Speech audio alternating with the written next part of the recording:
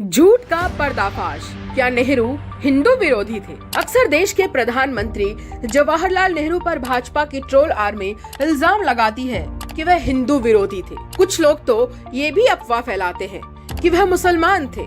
Social media पर कई सालों से जवाहरलाल नेहरू को लेकर इस दावे के साथ एक मैसेज वायरल हो रहा है कि उन्होंने कहा था कि मैं शिक्षा से ईसाई, संस्कृति से मुस्लिम और दुर्भाग्य से हिंदू हूँ। लेकिन सच क्या है, आइए जानते हैं। जवाहरलाल नेहरू का जन्म 14 नवंबर 1889 को इलाहाबाद में हुआ था। उनके पिता मोतीलाल नेहरू कश्मीरी पंडित थे और पेशे से बैरिस्टर थे। मोतीलाल नेहरू सारस्वत कोल ब्राह्मण समुदाय से ताल्लुक रखते थे। जवाहरलाल नेहरू की माता लाहौर में बसे एक सुपरिचित कश्मीरी ब्राह्मण परिवार से थी। सच तो ये है कि जवाहरलाल नेहरू अपने धर्म और संस्कृति का पालन पूरी ईमानदारी से करते थे। उनके लिए धर्म राजनीति नहीं बल्कि निजी अध्यात्म का विषय था। हिंदू धर्म को लेकर नेहरू के विचार खासे उदार थे।